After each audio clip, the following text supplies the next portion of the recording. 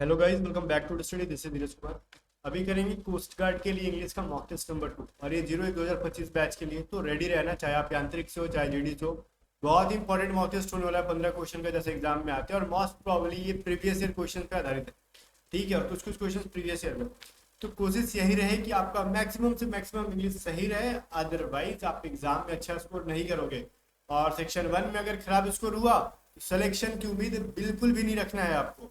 ठीक है, तो सेक्शन 1 स्ट्रॉन्ग करना है और सेक्शन 1 की प्रिपरेशन करनी है तो आप ए टू जेड स्टडी ऐप से कर सकते हो। इसकी प्राइस वैसे 723 रुपए थी, लेकिन अभी आपको ऑफर में रक्षक बैच जो कि सेक्शन 1 के लिए सारे सब्जेक्ट्स की प्रिपरेशन कराता है, वो 615 रुपए में आपको मिल जाएगी विथ मॉक टेस्ट जीडी की और यांत्रिक के लिए सेक्शन 1 का मॉक टेस्ट। ठीक है, और गाइज यहाँ पे एक इंपॉर्टेंट चीज मैं बताऊं आपको, इसमें रिकॉर्डेड बैचेस मिल जाती है। जितनी बार पढ़ना है आप उतनी बार पढ़ो, जब पढ़ना है तब पढ़ो। ठीक है, कोई रोक टोक नहीं है।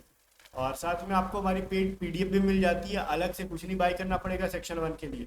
और सेक्शन 2 की भी पीडीएफ हम लोग दे देते हैं इसके अंदर प्रैक्टिस करने के लिए। ठीक है, तो अभी जाओ डाउनलोड करो A to Z study app, link description में दे रखा है हमने। और डाउनलोड करके रक्षक बैच से पढ़ो। और सेक्शन 1 में मैं गारंटी देता हूँ, जो बच्चा इसमें बहुत कम टाइम के अंदर, लिमिटेड चीजें मैंने दे रखी है, कम टाइम के अंदर 2 बार पढ़ लेगा, प्रैक्टिस कर लेगा सारे क्वेश्चंस की ज्यादा से ज्यादा बार, आप बहुत अच्छा स्कोर करोगे। 50+ स्कोर का टारगेट रखो सेक्शन 1 के अंदर आउट ऑफ 60। ठीक है, तो ये चीज पॉसिबल है सिर्फ और सिर्फ रक्षक बैच में ही। ये चीज तो मैं गारंटी दे सकता हूँ, ये 50+ ना पॉसिबल है रक्षक बैच से ही और कहीं से नहीं। अगर आपको रक्षक बैच में जुड़ने में कोई प्रॉब्लम आ रही है तो व्हाट्सएप करके पूछ सकते हो 7279047787। अभी चलते हमारे पहले क्वेश्चन की तरफ। पहला क्वेश्चन सबसे प्यारा सा क्वेश्चन है, क्या कह रहा है, एक्टिव पैसिव का क्वेश्चन है। Were the kicks being baked bye them. ठीक है, चलो बहुत बढ़िया। अब एक चीज समझो, अगर साथ साथ में कोई एयरफोर्स का भी प्रिपरेशन कर रहा होगा तो जस्ट इसके पहले की वीडियो मैंने एक्टिव पैसिव में समझाया था कि देखो, वर के साथ, वाज के साथ, एम के साथ, इज के साथ, आर के साथ अगर क्या है, बिंग है, तो इसका मतलब वो पैसिव में है। और इसका एक्टिव कैसे बनाएंगे, इसका वर्ब का जो मेन वर्ब है ये बिंग के जगह पे क्या हो जाएगा, बिंग हटके हमारा बेक जो है मेन वर्ब है, मेन वर्ब का फोर्थ फॉर्म आता है। तो वर के साथ या फिर वाज के साथ आईएनजी आना चाहिए। ओके, लेकिन गाइस एक चीज समझो, यहाँ पे क्या है, देम बाय देम है, तो हमारा बाय देम क्या बन जाएगा भाई। तो ऑब्वियस चीज है, अब हमारा बाय देम क्या बनेगा, सब्जेक्ट बनेगा, यहाँ पे ऑब्जेक्ट है। तो जब देम बनेगा तो वहां पे, खैर वैसे भी देखो केक्स भी प्लूरल है, देम भी प्लूरल है, तो वर का वाज तो नहीं कर सकते हम। तो अगर हम ये सोचते हैं कि डी आंसर हो सकता है तो गलत है, ये नहीं होगा।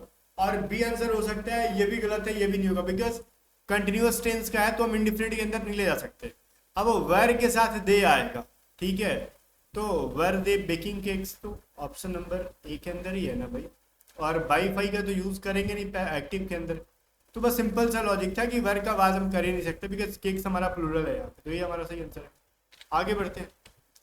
द रिनाउंस ऑफ अथ्रोन। देखो अथ्रोन का मतलब क्या होता है ना, सिंहासन। रिनाउंस का मतलब क्या होता है ना, त्याग देना। अब सिंहासन को त्याग देना, उसका वन वर्ड क्या होता है, एब्डिकेट। ठीक है, एब्डिकेट का मतलब होता है ना त्याग देना।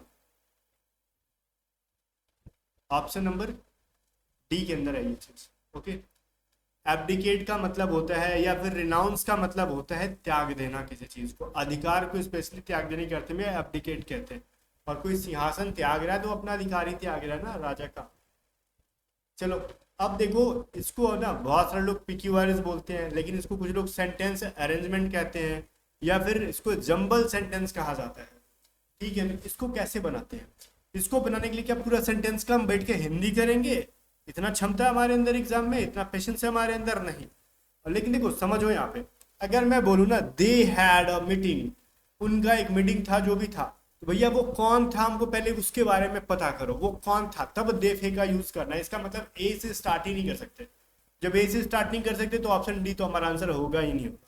ठीक है, अब अगर डी में मैं देखो बोलूँ ना देयर लीडर, अब किसका लीडर भाई, पहले पता तो करो किसके बारे में बात कर रहे हो।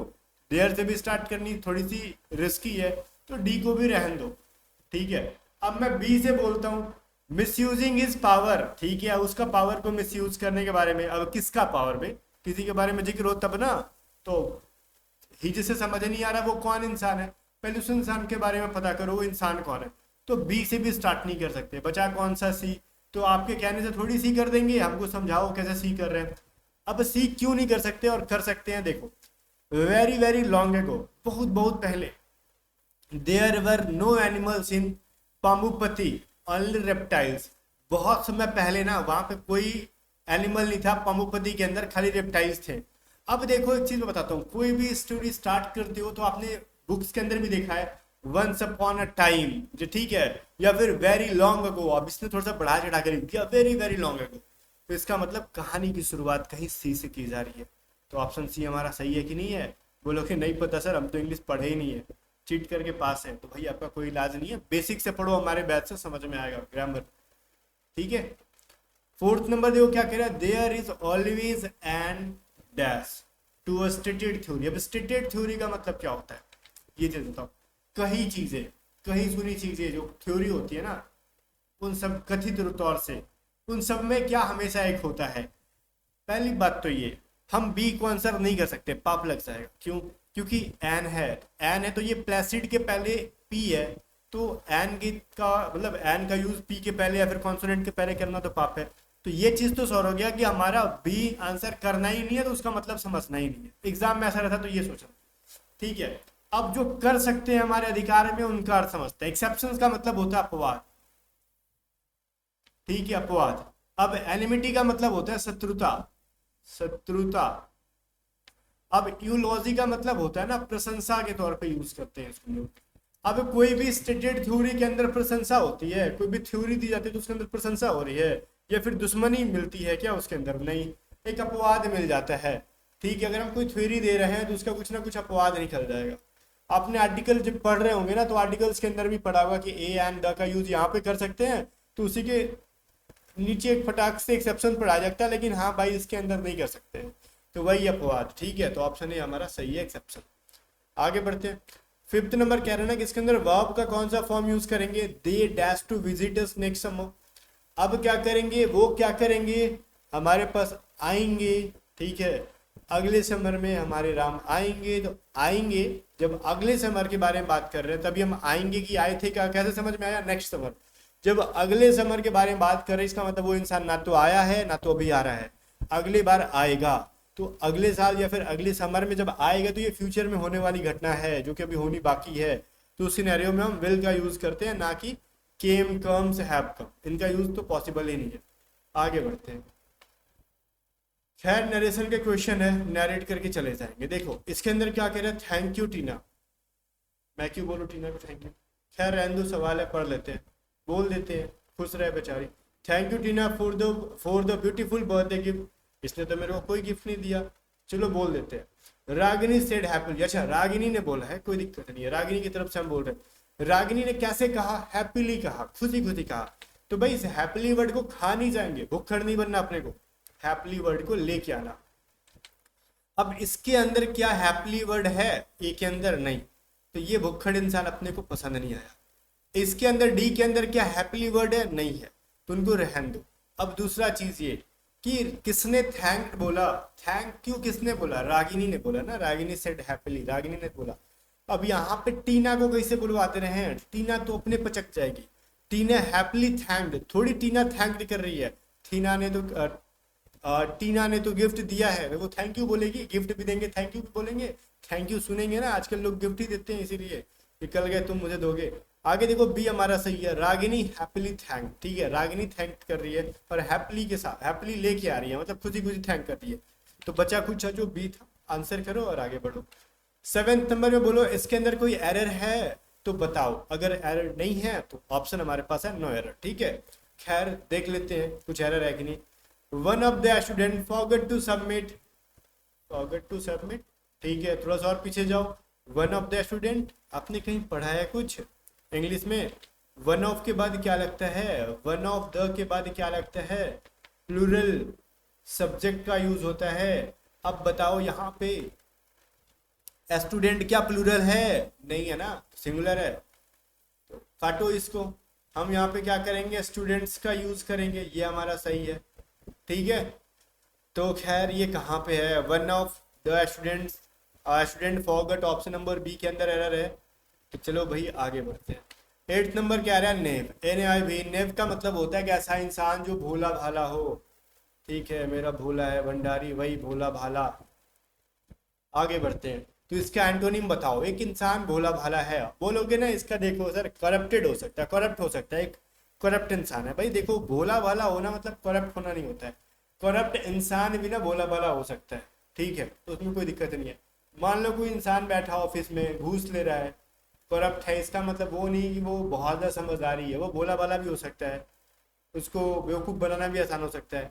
एक इंसान होता है साइनिकल, ठीक है, जेडेड का मतलब क्या होता है, थका हुआ। ओके, एक ही काम को कर करके थक जाना। कन्विंस्ड का मतलब होता है ठीक है मैं आपको कन्विंस कर रहा हूँ, मना ले रहा हूँ, दैट इज द वर्ड। अब एक होता है साइनिकल। साइनिकल का मतलब होता है ना बहुत ज्यादा शक करने वाला, शकी इंसान, हर बात पे शक करता है, उसको आसानी से मूर्ख नहीं बनाओगे। आप कुछ भी बोलोगे ना, वो चुट्टा 10 बार शक करेगा। अच्छा, तुम हमारा अच्छा चाहते हो, क्यों चाहते हो? तुम पड़ोसी हो कि हमारा अच्छा चाहते हो? मान लेते पड़ोसी, ऊपर से मेरे रिश्तेदार, रिश्तेदार कब से अच्छा चाहते हैं भाई किसी का? इस तरीके से शक करेगा। खैर अच्छा भी कर रहा है, रिश्तेदार कभी अच्छा करते नहीं गिरेगा। तो ऑप्शन नंबर सी हमारा यहाँ पे एरर है, सॉरी एंटोनी में। आगे बढ़ते हैं, 9th नंबर क्वेश्चन देखो। गेट कोल्ड फिट का मतलब क्या होता है, ईडियम एक, ठीक है। गेट कोल्ड फिट का मतलब क्या होता है, to run for life, to get cold, ठंडा जाओगे कहते हैं ना, तो क्या इसका मतलब ये होता है? नहीं, ये नहीं होता। टू बिकम डिस्कर्टियस या फिर टू बी अफ्रेड, देखो भाई इसका मतलब होता है ना डर जाना, भयभीत हो जाना, डर जाना। एक कमेंट था, महाराज आपकी हैंडराइटिंग समझ नहीं आती। देखो मेरी हैंडराइटिंग समझ मुझे भी नहीं आती कि मैं सुधारूं कैसे। अब खैर वो जमाना भी नहीं रहा कि मैं बोर्ड का एग्जाम देना है, पढ़ाना है, इतना लिख देते हैं और लिखने से पहले 2 बार बोल देते हैं। दिखता नहीं है, सुन के लिख लो। आप लोग यही कर सकते हैं, हैंडराइटिंग तो बहुत मुश्किल हो चुकी है। एक जमाना था जब स्कूल में मास्टर लोग परेशान थे, तब तो सुधरा नहीं, अब क्या सुधरेगा। तो करेक्ट आंसर हमारा डी है, टू बी अफ्रेड। ओके, आगे बढ़ते हैं। 10th नंबर क्वेश्चन देखो। During the annual conference the feedbacks from various stakeholders were compiled, ठीक है, to address the most pressing issues facing the industry today. ठीक है, चलो बहुत बढ़िया। इसके अंदर एरर बताओ। भाई अगर कहीं से आपको फीडबैक्स मिल रहे हैं बहुत ज्यादा, तो फीडबैक्स ये आपको स्ट्रेस इसलिए क्या लगाते हैं, ये लगाने का रीजन क्या होता है, किसी चीज का पोसेशन दिखाने के लिए करते हैं। अब फीडबैक का क्या है, तुम पोसेशन दिखाओगे, उसको प्लूरल बनाओगे ना, एक से ज्यादा फीडबैक मिल रहा है, तो ये डायरेक्टली इस तरीके से लग के आएगा, ये सही है। एपोस्ट्रोफ नहीं लगता यहाँ पे। तो करेक्ट आंसर बी है। बी के अंदर देखो दे रखा है फीडबैक्स, तो ये गलत है हमारा, फीडबैक्स होगा, खाली ये एपोस्ट्रोफ का यूज गलत तरीके से है। आगे चलो, 11th नंबर कह रहा है ना, बताओ इसके अंदर कौन सा वर्ड इनकरेक्ट है। करेक्ट नहीं है, inside supply, inside inside supply optical या फिर केयर्स। इसके अंदर क्या लगता है, देखो इनसाइड का गलत वर्ड है, अगर आपको पता होगा जीएसटी होता है, ठीक है। किसी चीज का एकदम गहन तरीके से जानकारी अंदर बाहर पूरा, कहते हैं ना डीप चीज, डीप तरीके से, दैट इज इनसाइट, पूरे तरीके से। चलो फिर 12th नंबर क्वेश्चन करें, the art of careful public speaking using clear pronunciation. ठीक है, अब एक वन वर्ड सब्स्टिट्यूशन बताओ कि एक आर्ट, ऐसी कला जो कि आप पब्लिक स्पीकिंग कर रहे हो और बहुत अच्छे से प्रोनाउंसिएशन कर रहे हो, अच्छे से उच्चारण कर रहे हो उसका, उसको हम क्या कहते हैं, उसको हम लोग क्या कहते हैं भाई, सुवक्ता।